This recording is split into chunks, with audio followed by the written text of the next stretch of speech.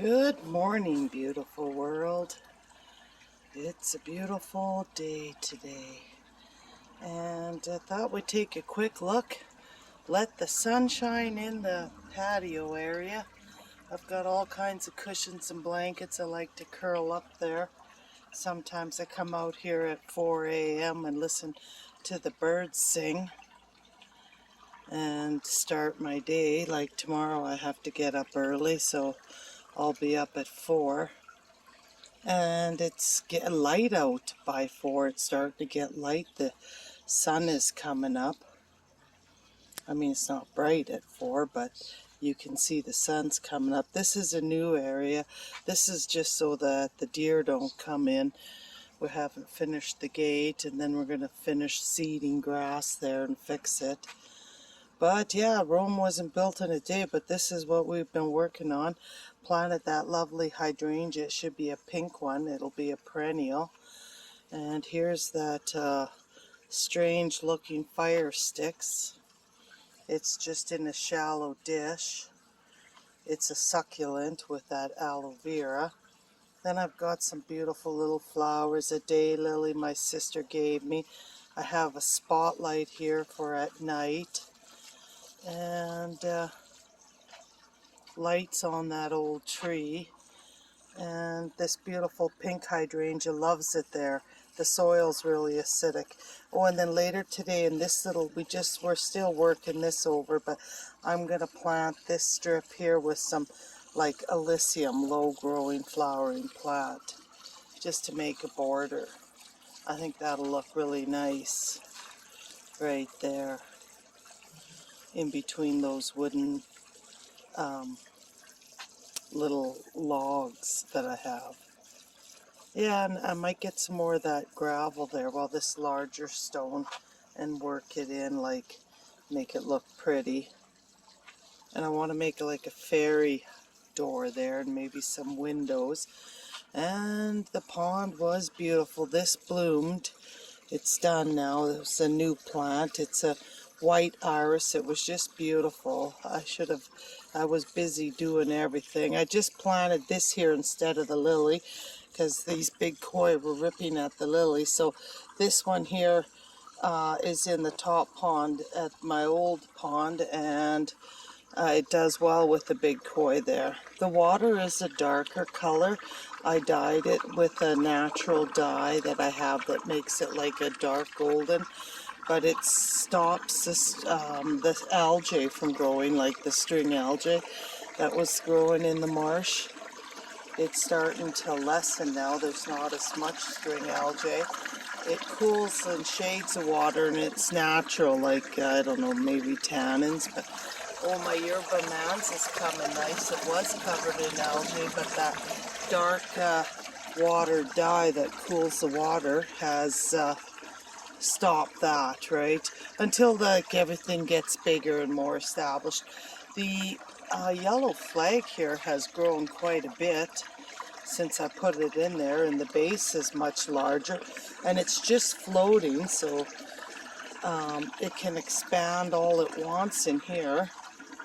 And there was some aquatic mint there, and I think these two are weeds. I should pull them. But, oh well, I'll just leave it for now. Weeds in the pond, but the goldfish like to run in this stream sometimes. You see them senselessly trying to jump up it.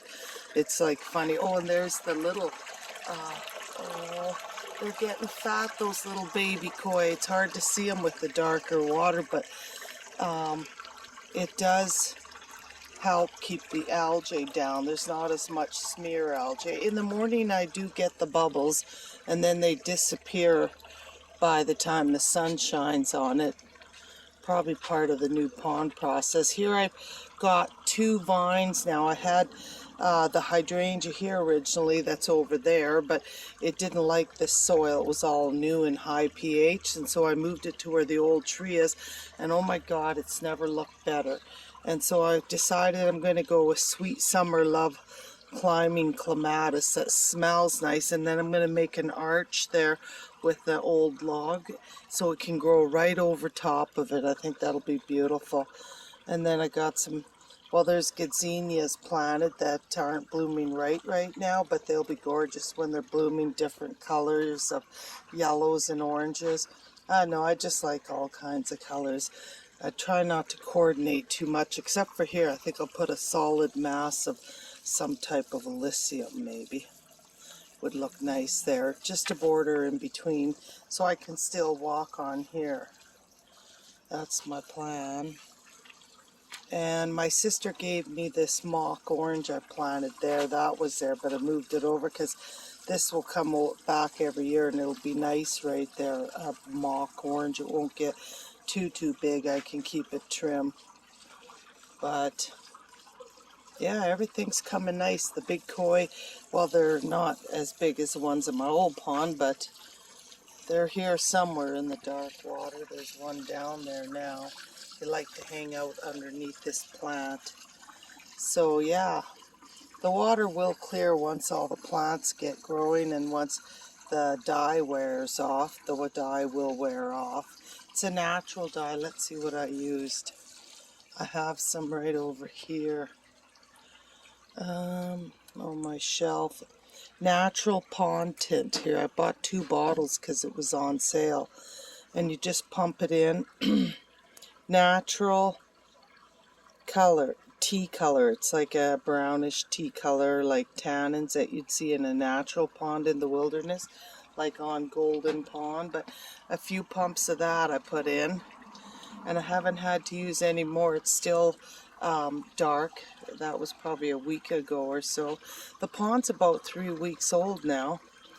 Yeah, so at least I don't have pea green water. I can still see the fish. It's just a dark color right now. That will wear off, but it's good for right now because I don't want a bunch of smear algae. I've got new lily pads coming up all the time. I can't wait till these clematises are growing and blooming, till everything's super thick and beautiful. Yeah, and Daryl worked really hard on this pathway. There was nothing here before, but we're not done. But it's gonna, once we all level it and tuck it in, it's gonna be really pretty right there. It's just made over, Daryl had these leftover planks. They were already cut like that, so we're just using what we have, and we'll fill in the edges with dirt and maybe a poke of Elysium. If there's a big edge on both sides, I guess I could have it. Would look nice and natural. Maybe a pink, I don't know if they have, I think white Elysium I might put here as a white border. Maybe. I don't have, oh yeah, and then it would well, that's going to be a pink. Maybe I'll go with a blue border of Elysium or something. If they have blue Elysium or Lobelia, one of them I'll stick there. Eventually I'm going to work all the way around the tree. This is just to block the deer. Yes, oh dear, oh dear. And I like to curl up over there on those blankets on that couch. I don't know, it's outside, can be dusty. I like the blankets, you can wash them. Just because I like to lay out there every morning and listen to the birds sing. It's really nice, it's beautiful, it's peaceful. And over here I'm trying to grow some snips of succulents on this wood here. This is just in a basket tied up on the edge here, but it works, and the fish like to swim underneath it. That rush you can plant deep. It's down right at ground level because there's a shelf right there at ground level, so that's probably like up to my knee in water, like to here. So it's planted down about 1.5 feet maybe, I don't know. And these rushes can go down that deep. Oh, here's one of the orange fish down there. I know the water's still a tea color, but I'm hoping this will, it'll settle. The pond's just 3 weeks old. It takes time to get a beautiful clear water. I have to get all the plants established. This is just planted, so it's not, you know, a big photosynthesis filtrator right now, but it will be. But that iris there is really coming nice. It should help filter the water, although it's not like that massive clump I have in my old ponds. And everything is new and trying to adjust. But this is really doing well. It's not planted, nothing. Look at how firm it is in there in the wood bark. Just pieces of bark from the elm tree. And it's slippery on one side, and I think that doesn't seem to bother the yellow flag at all. But it just sort of holds it back so it doesn't float all over the place until it gets established, and it is starting to get established nicely. It's spreading out really nice. It's fanning out. It's much taller. The old growth only went to here, and this is the new growth. Look at how high it is. It's getting quite big. It's most powerful for photosynthesis filtration, and I'll let it take up half the box here of this marsh maybe, just so it gets cleaning really good. There is the yerba manza over there. It'll bloom white, and I've got numerous different lilies here. So once this gets going, and then this will help stop the blue heron from walking in the pond. I don't think he'll come because there's an edge, there's an obstacle, and it's deep. It's like almost I think it's 4 feet deep. So, and they don't like to go, blue herons won't go in water deeper than 18 inches. There is a shelf he could walk on, but he'd have to hop over here, and then there's the obstacle of all these lines. And blue herons hate to have obstacles with their large wingspan. I think it'll be good. I haven't seen any blue herons yet, so I'm happy about that. Everything is looking pretty good. The water could be crystal clear, but like I said, it was starting to get that smear algae, so the stuff that rises up in one day, you know, that floats and you can scoop it out. But the dark water tint seems to be helping that.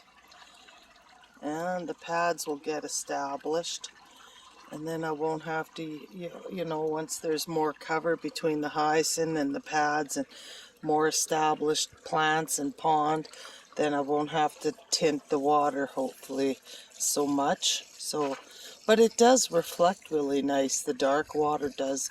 It's like a reflecting pool. Sometimes you can see the sky perfectly in the water. The sun's just coming up, and that is a beautiful morning today. Thanks for joining me in Canada.